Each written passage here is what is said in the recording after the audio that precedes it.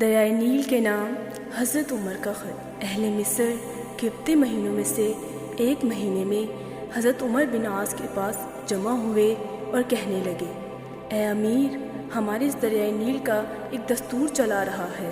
یہ اس وقت تک نہیں چلتا جب تک اس میں ایک کنواری لڑکی کو نہ ڈال دیا جائے۔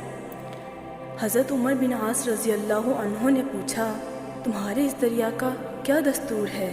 لوگوں نے بتایا، جب مہینے کی 12 تاریخ ہوتی ہے تو ہم ماں باپ کی ایک کنواری لڑکی کو تلاش کرتے ہیں، پھر اس کے ماں باپ کو راضی کر کے اس کو اعلیٰ سے اعلیٰ زیورات اور عمدہ سے عمدہ پوشاک پہناتے ہیں، پھر اس لڑکی کو دریائے نیل میں ڈال دیتے ہیں۔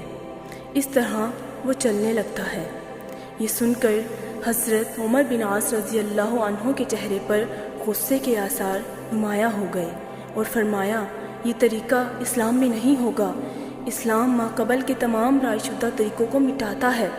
مصر کے لوگوں نے کئی مہینے تک انتظار کیا مگر دریائے نیل میں کوئی فرق نہیں آیا، تھوڑا بہت پانی بھی اس میں نہیں آیا، یہاں تک کہ لوگوں نے وہاں سے جانے کا ارادہ کر لیا۔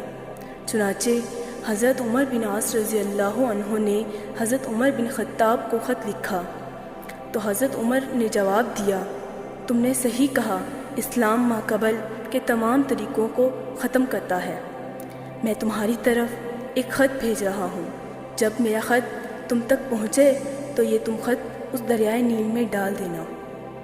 جب وہ خط حضرت عمر بن عاص رضی اللہ عنہ کے پاس پہنچا تو آپ نے وہ خط کھولا، اس میں یہ لکھا تھا، امیر المؤمنین عمر رضی اللہ عنہ، بندہ خدا کی طرف سے دریائے نیل کے نام، ہم تو صلات کے بعد، اگر تو اپنی طرف سے چلتا ہے تو نہ چل، اور اگر واحد و قہار ذات تجھے چلاتی ہے تو ہم اللہ واحد و قہار سے درخواست کرتے ہیں کہ وہ تجھے چلا دے۔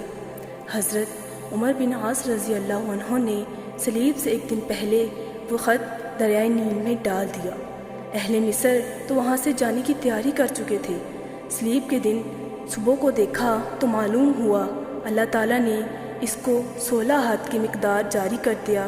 اس سال سے یہ بری رسم ختم ہوئی اور یوں دریائے نیل جاری ہو گیا۔